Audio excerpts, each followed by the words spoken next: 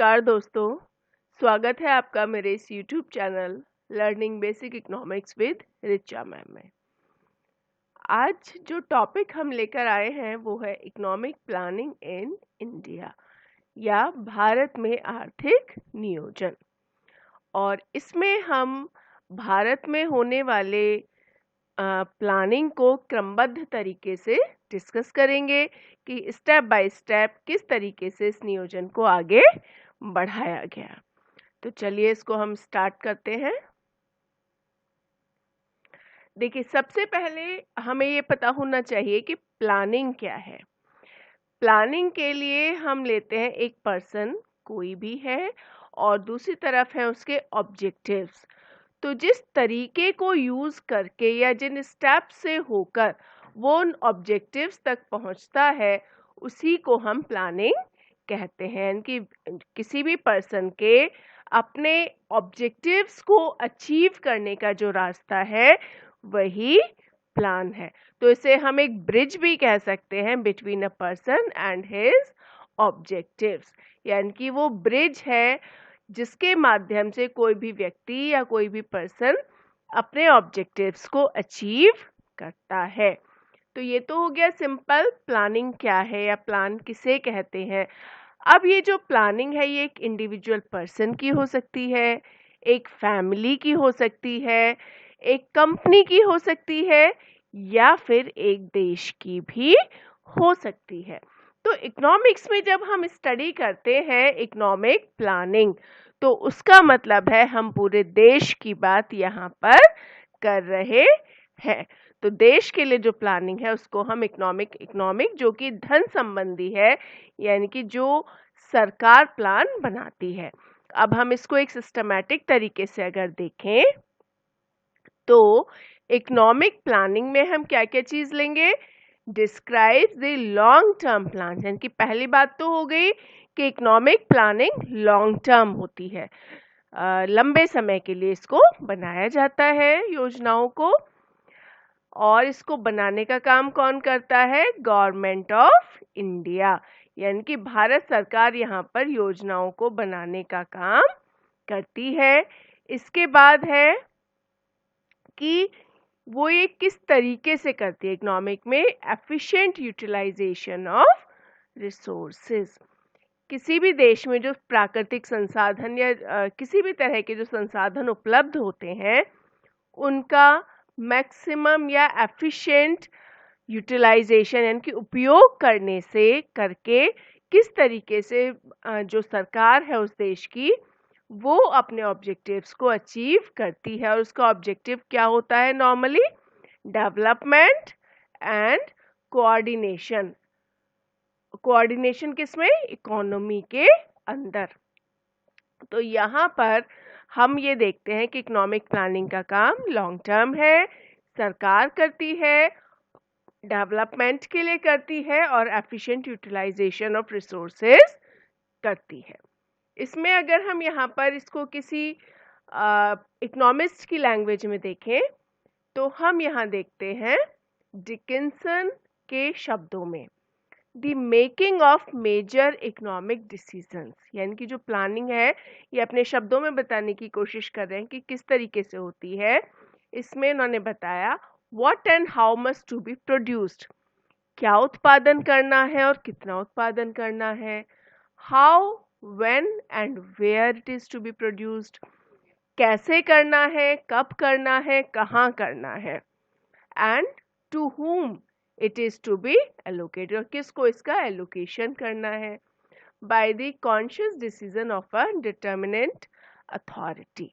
तो यहाँ पर अगर हम देखें तो प्लानिंग से रिलेटेड सारे जितने भी डिसीजंस हैं कोई किसी भी क्षेत्र में हो सकते हैं, अर्थव्यवस्था में हो सकते हैं, उत्पादन में हो सकते हैं, सारे चीज़ों से संबंधित जो डिसीजन लेने हैं वही प्लानिंग हो जाती है। और मैंने कहा इसी को जब हम राष्ट्रीय स्तर पर देखते हैं, नेशनल लेवल पे देखते हैं तो इकोनॉमिक प्लानिंग बन जाती है जिसको कि हम अध्ययन करते हैं।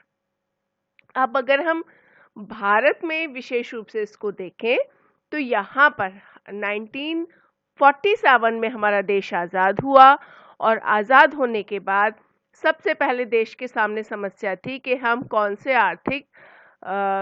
से इकोनॉमिक सिस्टम को अपनाएं या कौन सा सिस्टम भारत में होना चाहिए। इसमें सब लोग अपनी अपनी सलाह दे रहे थे। कुछ लोग यहाँ कैपिटलिज्म वाले सिस्टम को चाहते थे, कुछ सोशलिस्टिक को चाहते थे। जैसे पंडित जवाहरलाल नेहरू थे, उन्होंने भी सजेस्ट किया था socialist economy.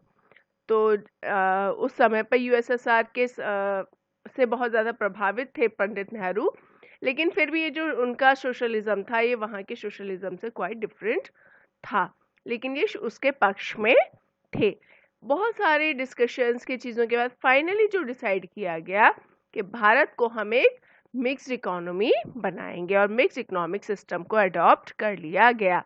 Mixed economic system का मतलब है यहाँ पे हमें सोशलिज्म की भी कैरेक्टरिस्टिक्स देखने को मिलेंगी और कैपिटलिज्म की भी कैरेक्टरिस्टिक्स देखने को मिलेंगी। या हम बहुत आसान शब्दों में इसको कहें तो हमें यहाँ पे प्राइवेट सेक्टर और गवर्नमेंट सेक्टर दोनों ही देखने को मिलेंगे। इसके बाद अगर हम इसके डेवलपमेंट जो प्लानिंग हुई है इसको अगर हम स्टेप्स में बांटने की कोशिश करें तो मैंने 11 स्टेप्स यहाँ पर लिए हैं, जिसकी स्टार्टिंग हो जाती है 1934 से, जब विश्वेश्वरैया की book planned economy in India को पब्लिश किया गया। इस बुक में जो प्लान्ड तरीका है इकोनॉमी को चलाने का उसके बारे में यहाँ पर दिया गया था 10 ईयर प्लान्स के फॉर्म में। 10 वर्षीय योजनाओं के बारे में यहाँ पर बताया गया था, क्योंकि देखिए जो वो टाइम था उस टाइम पे एक आर्थिक नियोजन एक नया शब्द था पूरी दुनिया के लिए। यूएसएसआर में इसको सबसे पहले अडॉप्ट किया गया था सिस्टम को, लेकिन बाकी दुनिया ने इसको लगभग 1930 के बाद में ही जाना है। और भारत में विश्वेश्वरैया की बुक जब छपी प्लान्ड इकोनॉमी इन इंडिया, उसके बाद ये चीज़ थोड़ी सी पॉपुलर हुई और सबसे पहली बार इसके बारे में विश्वेश्वरैया ने ही बताया था, इसलिए इनको आधुनिक नियोजन जो है भारत का उसके जनक भी कहा जाता है।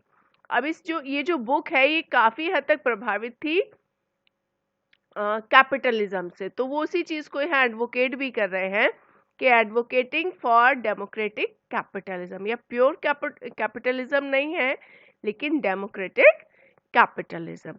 इसके अलावा इंडस्ट्रियलाइजेशन के भी ये बहुत बड़े समर्थक थे, लेकिन इस योजना के बारे में कुछ हुआ नहीं, आगे इसको फॉलो अप नहीं किया गया। वैसे भी भारत में उस समय ब्रिटिश रूल था, लेकिन जो भारत में अब पहल हुई है आर्थिक नियोजन की वो 1934 में इनकी बुक के साथ हो चुकी थी।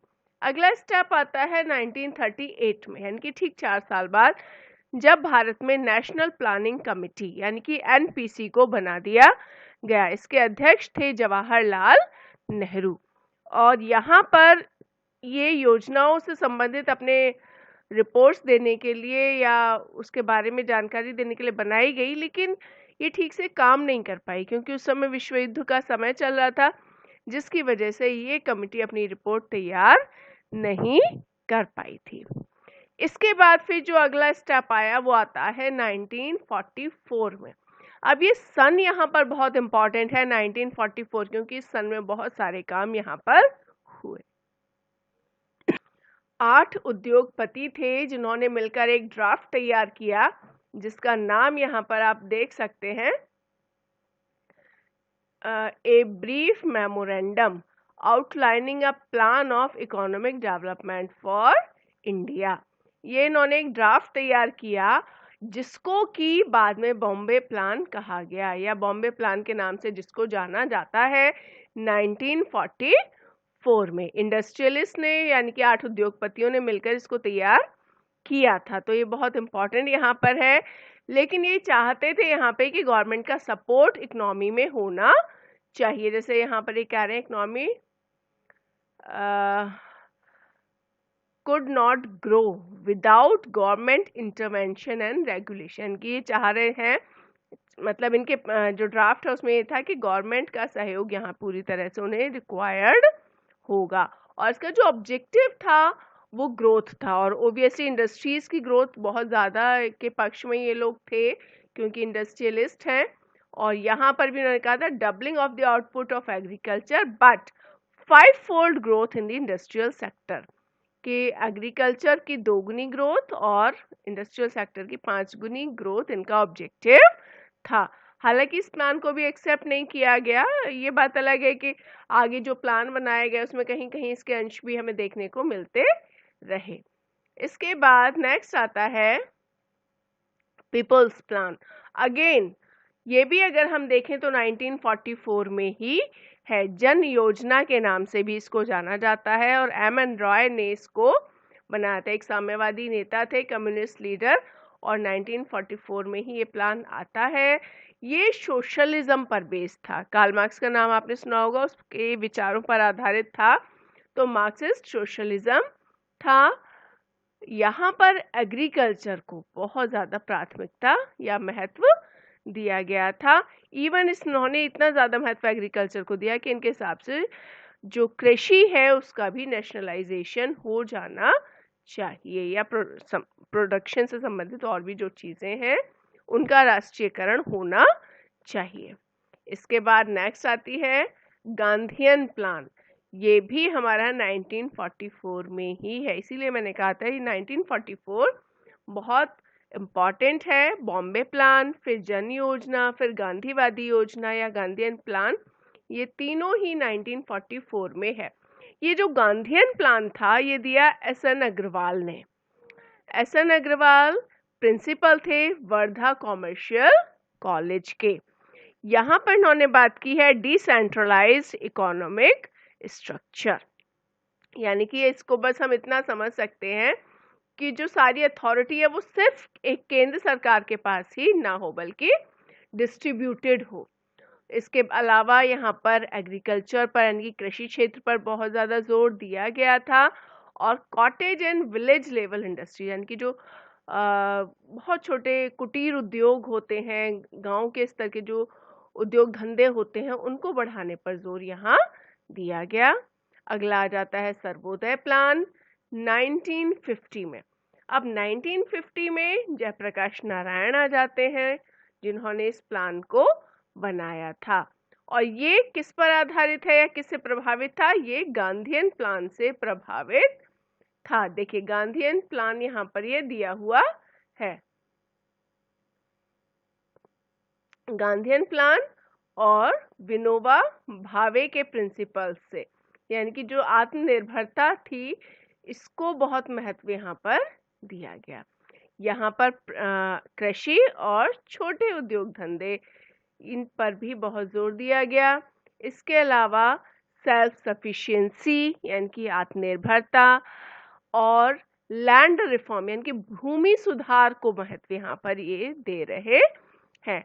और डिसेंट्रलाइज वही केवल एक जगह केंद्रित ना हो सारी powers, decentralize and participatory plan यानी कि सभी क्षेत्रों का जहाँ पर योगदान हो, ऐसे यहाँ पर देश के विकास के लिए योजना बनाई गई। 1950 में सर्वोदय प्लान आता है, लेकिन इसके साथ साथ 1950 में ही भारत का संविधान भी लागू हो जाता है, क्योंकि जब हमने ये स्टार्टिंग की तब तक हम ब्रिटिशर्स के रूल में थे, लेकिन 1947 के बाद से जो चीज़ें आ रही हैं वो आफ्टर इंडिपेंडेंस हैं, और 26 जनवरी 1950 को भारत का संविधान भी लागू हो चुका है।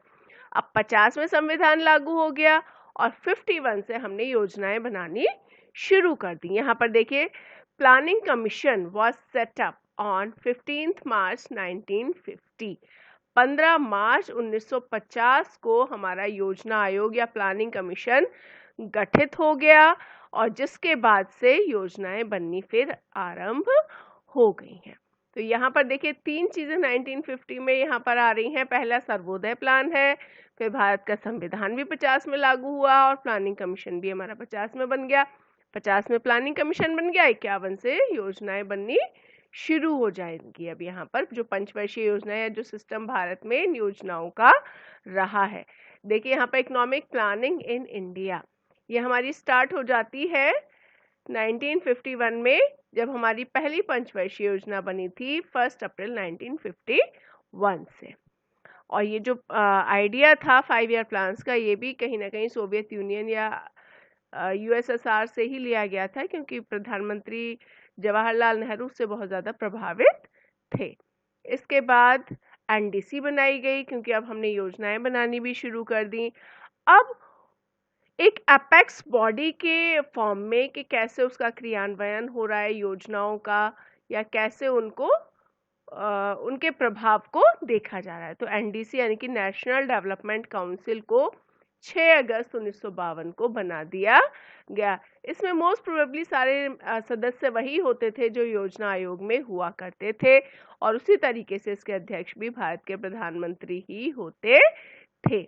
और ये भारत की अपेक्स मतलब सर्वोच्च बॉडी थी डिसीजन मेकिंग की, जो कि 5 ईयर प्लान से रिलेटेड होते थे, और 5 ईयर प्लान्स को फाइनल अप्रूवल भी एनडीसी ही देता था। इसके बाद अब अंतिम आ जाता है नीति आयोग। हमने बहुत सारे उद्देश्यों के साथ योजना आयोग को बनाया, एनडीसी को बनाया, लेकिन वर्तमान में अब उसका काम खत्म कर दिया गया है, क्योंकि पहली चीज तो अब हमने पंचवर्षीय योजनाओं को कंटिन्यू नहीं किया। 12 पंचवर्षीय योजनाओं के बाद उसको उस सिस्टम को वहीं रोक दिया गया। साथ ही योजना आयोग को नीति आयोग ने रिप्लेस कर दिया। नीति आयोग हमारा बनकर तैयार हो जाता है 1 जनवरी 2015 को, जिसके बाद ये उसकी जगह एक आयोग के फॉर्म में काम कर रहा है। और प्लानिंग कमीशन का एक हम इसको कह सकते हैं कि इम्प्रूव्ड वर्जन ये यहाँ पर है। तो अब यहाँ पर हमारा ये टॉपिक खत्म हो जाता है। लेकिन नीति आयोग अगर आपको डिटेल में पढ़ना हो या भारत की पंचवर्षीय योजनाएं पढ़नी हो, तो इनको डिटेल में मैंने अलग से वीडियोस इनके ऊपर बनाए हुए हैं, और पंचवर्षीय योजनाओं को भी हमने अलग अलग हर योजना को वहाँ पर डिस्कस किया है, तो आप वहाँ पर देख सकते हैं। और अगर मेरा ये इनिशिएटिव आपको अच्छा लगता है तो मेरे चैनल को लाइक, सब्सक्राइब और शेयर ज़रूर कीजिएगा। धन्यवाद।